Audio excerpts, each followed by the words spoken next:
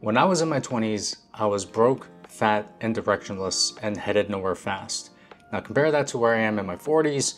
Right now, I am doing something that I completely love. I am influencing millions of people across the world. My business is generating the most money it's ever generated, and I'm close to the best shape I've ever been in. Now, if I were to give any kind of life lessons to myself when I was 20, I would actually tell him this. Starting with, create a vision for your life, or a vision will be created for you and you won't like it.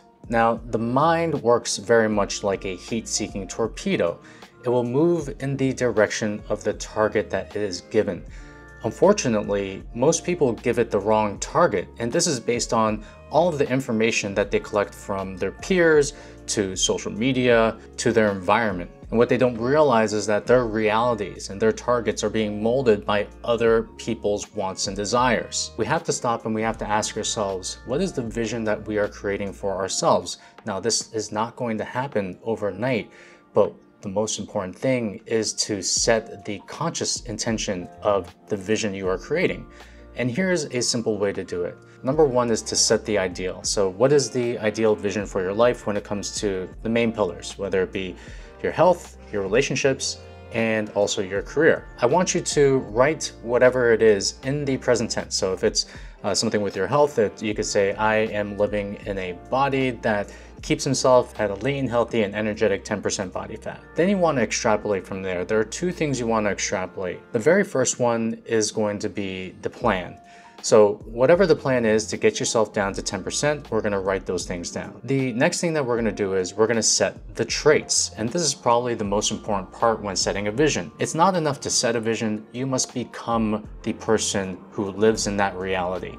So when you're setting this vision, and you're setting these traits, what are all the habits that this person has that they're doing automatically as a result of who they are already?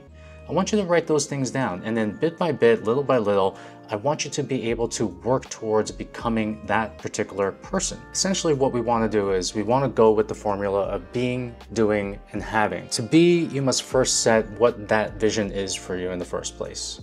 In order to bring that vision to reality, you must do. You must be doing the things necessary to get yourself to that vision. Then afterwards, if you do these things enough and when you have enough reps, then you will create the vision automatically because it is a part of who you are as a person already. So set a vision, or a vision will be set for you. Now, this leads me to my next point. And the next point is to stop talking to yourself as if you are the enemy. So one question I'll ask you is, if you just monitored the thoughts that were going on in your mind and the way in which you talk to yourself, would you consider yourself to be your best friend or your worst enemy? And what you don't realize is that your vocabulary is creating your ultimate future. To me, thoughts are not these innocuous things that don't have any impact on your life. Thoughts to me are energy. The thoughts that you think ultimately are the precursors to creating that vision for your life. So if you're always telling yourself that, oh, this is impossible, I can't do this. If you continue to talk to yourself and give yourself defeating thoughts based on the thing that you're trying to accomplish, you are not necessarily going to get as far as changing the vocabulary that you were using. And this brings me back to a story that I had with a client that I just talked to. I was going into this whole idea where you have to set a rhythm for the way in which you eat. And this person, our client, she was traveling a lot. And the thing that she said to me was, it's nearly next to impossible to eat healthy when I'm traveling. And I had to stop her there, and I had to catch her. Because anytime that you tell yourself that something is impossible, you are sending a message to your mind for some of the most simplest things in the world. Like, is it possible for you to eat healthy while you're on the road? Absolutely yes. But the simple act of enunciating this thing is impossible is already setting up a block in your mind before you even go trying to find a solution. So I had to ask her, have you found someone who is able to eat healthy while they are either on vacation or traveling? And the answer is obviously yes. It's not necessarily impossible, it is a skill issue. And all you're missing is the skill to attain the thing that you want. So be careful about the things that you tell yourself because they ultimately become your reality. And this leads me to the next point, which is very important, which is to give more energy to the solutions rather than the problems. So what do most people do when obstacles come? They usually whine, bitch, complain, and blame. And what people are actually doing is they're giving more energy, more of that intellectual energy towards their problems, more so towards the things that can actually solve them. And then most times, people love to stay in this space because it gives them comfort. It allows them to feel that, hey, guess what? There's a reason why I can't have what I want. What you have to understand is that energy flows where attention goes. This is not some like woo-woo type of bullshit. Just think about it. So when an obstacle comes, what we want to do is we want to pause. Sure, we want to be able to see the emotions that are coming up. But the other thing that we want to do is we want to direct our mind towards possible solutions of getting over this problem. If it's a problem with someone that you love, maybe it's having the hard conversation that needs to be had.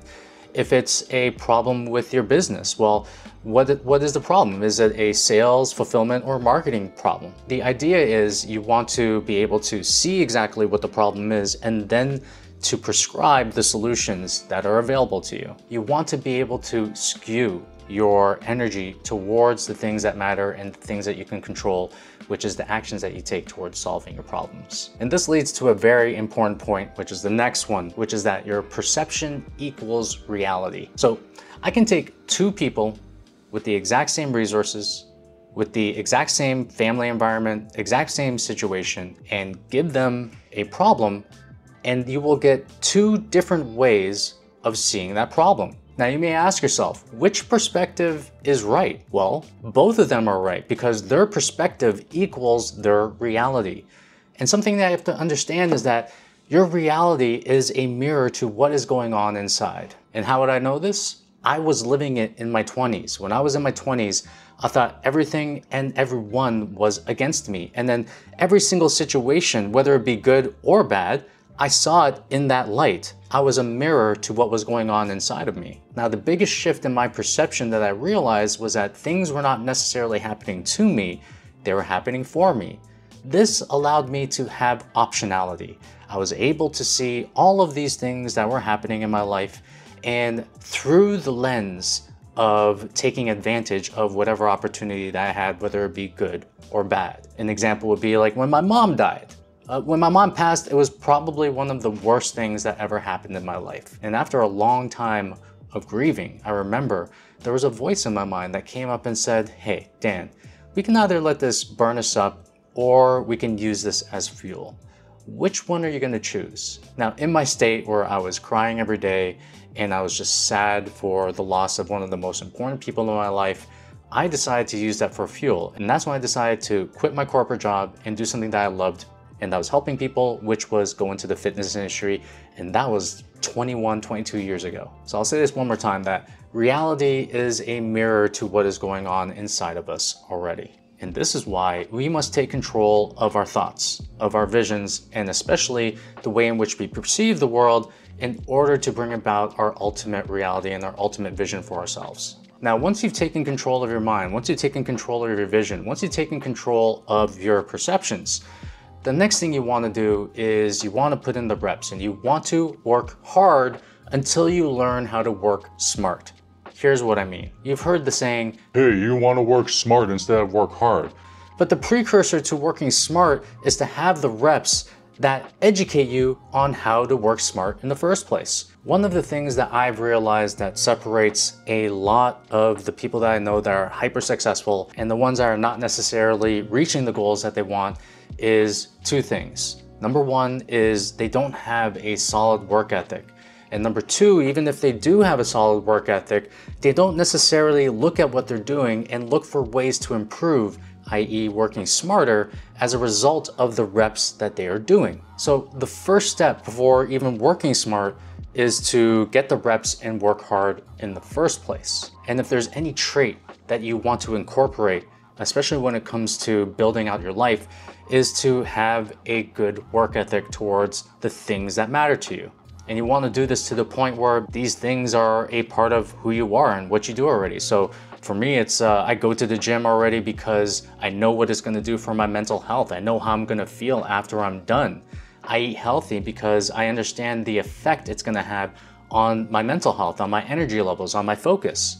I take walks regularly every single day when I wake up after my meals, because I know the impact that it's going to make on my cognitive function and also my stress levels. And all of these things that are seemingly the hard work, they become who I am as a person, because they are the reps that I put in to the point where they become automated in my life, or I need to do them instead of I feel like I have to do them. And this leads me to the sister life hack to this one, which is you want to make sure that you commit to showing up and taking action. Now, this reminds me of when I started going to the gym. Now, you would think that I would have the goal of trying to get in shape, of gaining muscle, of getting lean. I didn't even have a goal of that, especially in the very beginning. My goal in the beginning was just to show up to the gym doors and just to cross the gym doors, and I wanted to do that every single day. A lot of times people have these convoluted ideas of like what they want to accomplish, but they're missing the one true thing, which is to actually show up to the thing that they need to do. Nothing happens unless you show up.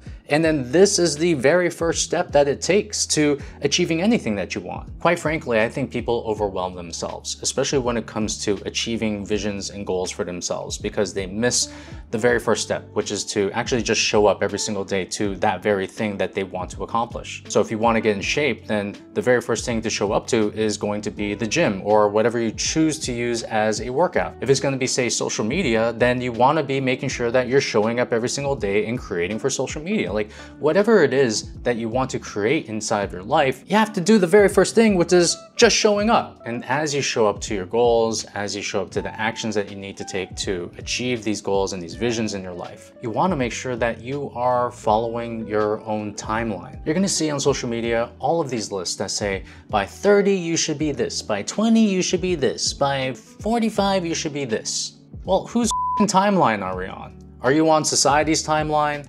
Are you on your parents' timeline? Are you on your own timeline? That's something very specific that you want to ask yourself. And something that I realized, especially as I've gotten older, is that everyone has a different timing when it comes to specific things. Like for me, I thought that getting in shape in my 20s was way too late, but I did it anyways. And then I realized that I was actually pretty early to the game. When I was in my 30s, I thought starting a business in my 30s was way too late, until I realized that time is largely subjective, and it is subjective based on how you take care of your brain and how you take care of your body. I thought getting married at 38 was too late based on society's timeline, but that was the right time for me to get married, and on and on. I believe that there is the right time for you to do these specific things in your life, and they're not dependent on how other people are doing them or what your parents think. They're dependent on when you feel like you are ready. Now, this isn't a call to procrastinate and to not take action, but this is to say that you want to make sure that you are honoring your timing as opposed to trying to live up to other people's perceptions on what you should be doing for your life. Now, this next life hack is probably one of the most important ways to release the brakes inside of your mind. And the biggest thing that we must do is forgive others and forgive ourselves. Now, I don't know anything that's gone on in your life or the things that you've had to go through, but I will say that one of the things that holds us back from achieving our full potential is holding on to these little resentments that we have based on the way in which we feel about other people and the things that they did to us. And what we have to realize is resentment is much like a poison.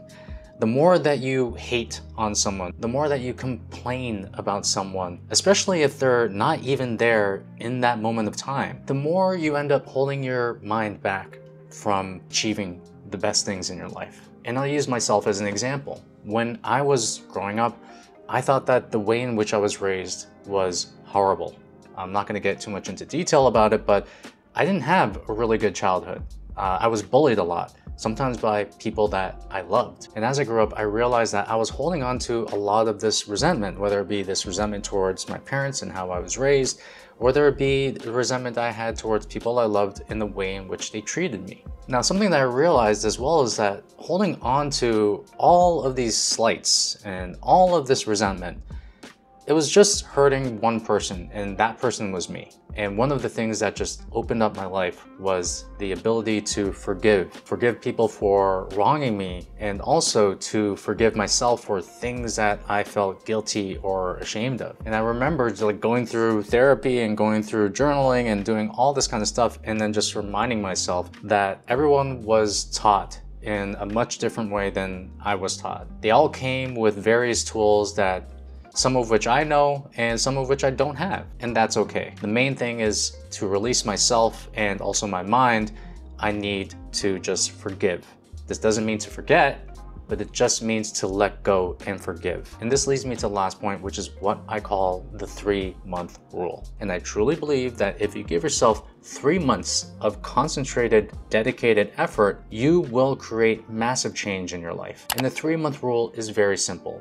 For the next 3 months, for the next 90 days, you're gonna choose one thing that you're gonna show up to every single day. And I like to split this up between 3 things, whether it be your health, your career, or your relationships, whichever one that you feel needs the most shoring up. So let's just say it's for your health, and you find yourself having trouble going to the gym or exercising. For the next 3 months, what I want you to do is I want you to commit to doing something physical for 30 minutes a day, every single day. If it's your business, I want you to do at least 1 to 3 things every single day to give yourself the opportunity to build the business of your dreams. If it's a relationship that you're in and you want to make it better, give yourself a 3-month challenge of giving a compliment to the person that you're trying to build a better relationship with. Actually, the last part is something that I did with my wife, and it was completely life-changing. But 3 months is all it takes. And the reason why this works is because it gives you a short enough time frame in which to really focus in on the thing that you're doing to improve your life. And then all you're trying to do is just create momentum. And I truly believe it takes about 21 days in which to start a habit or behavior,